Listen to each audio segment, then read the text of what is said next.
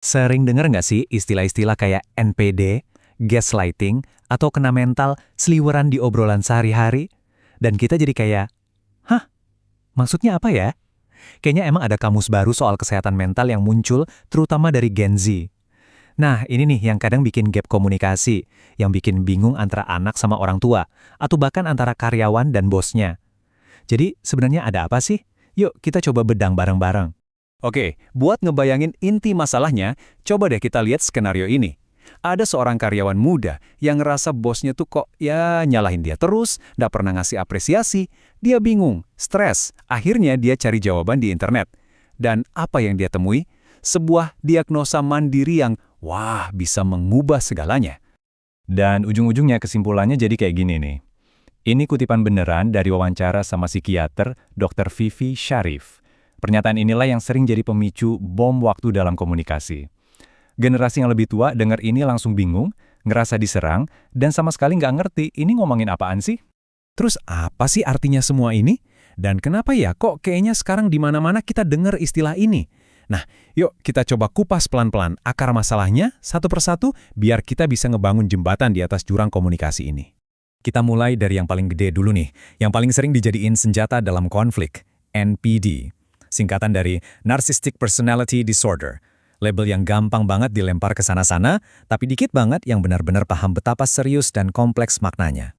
Jadi, simpelnya gini, NPD itu kondisi di mana seseorang butuh banget buat dikagumi. Rasa dirinya itu paling hebat, dan yang paling krusial, nggak punya empati sama sekali ke orang lain. Dari luar, mereka bisa aja kelihatan keren, karismatik, sukses, tapi di dalamnya hubungan personal mereka tuh seringkali beracun. Coba bayangin deh berinteraksi sama orang yang selalu ngerasa dirinya paling penting, haus pujian, dan gak bisa ngertiin perasaan kita. Mereka juga jago banget manipulasi, tapi sensitif banget kalau dikritik. Dan yang paling bikin capek, mereka gak akan pernah mau ngaku salah. Di dunia mereka, mereka selalu benar. Nah, salah satu senjata andalan mereka namanya gaslighting. Istilah ini lagi ngetren banget dan intinya adalah taktik manipulasi di mana seseorang bikin kita ragu sama realitas kita sendiri, sama ingatan kita, sama kewarasan kita. Mereka itu kayak editor jahat yang muter balikin fakta sampai kita bingung mana yang benar. Contoh dari Dr. Sharif ini, wah kena banget. Bayangin ya, ada suami ketahuan selingkuh, bukannya ngaku salah, dia malah nyalain istrinya. Kamu sih yang dingin, ya wajar dong kalau aku cari perhatian dari orang lain yang lebih peduli. Tiba-tiba, istrinya jadi mikir, apa bener ini salah gue ya? Nah, itulah gaslighting.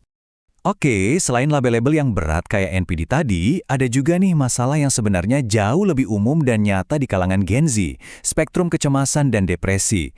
Penting buat kita ingat, ini tuh bukan saklar on-off, bukan hitam putih, tapi sebuah rentang.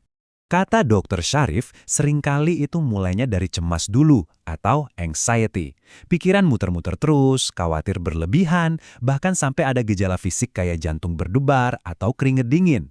Nah, kalau ini dibiarin, bisa geser ke ujung spektrum yang lain, depresi. Di mana rasanya tuh kayak energi buat hidup aja udah habis, motivasi nol.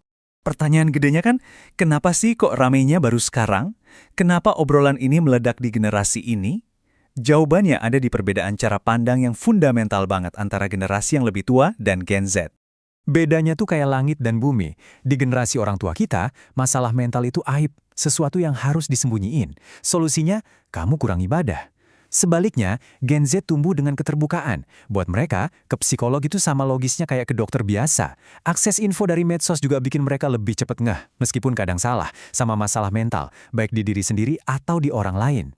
Dan salah satu pemicu utamanya, kata Dr. Sharif, ini nih, hipokrisi orang tua. Jadi ketika anak ngelihat orang tuanya nyuruh mereka rajin ibadah, tapi di rumah kelakuannya kasar, abusif, atau nggak jujur, mereka jadi muak.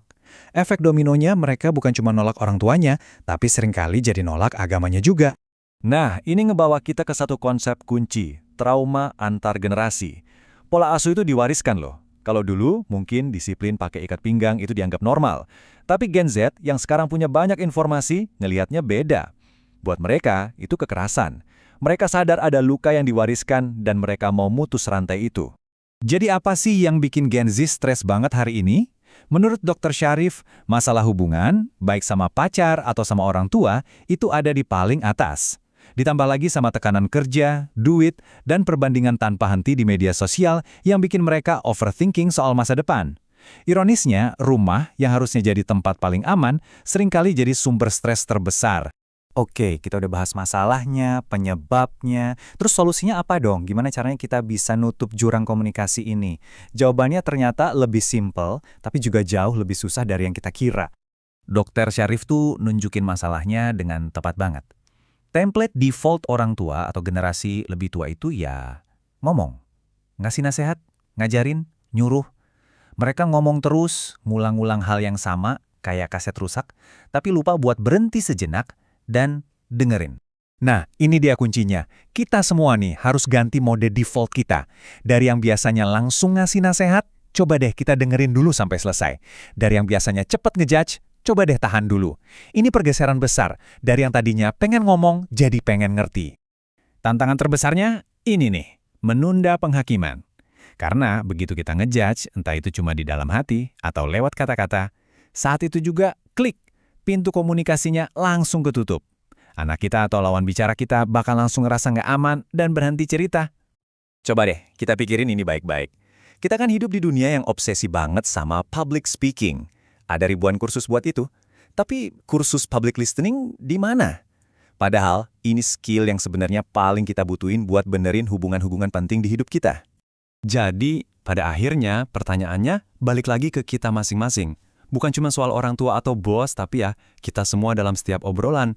Siap nggak kita buat berhenti sejenak ngomong, nunda penghakiman kita, dan benar-benar mulai mendengarkan?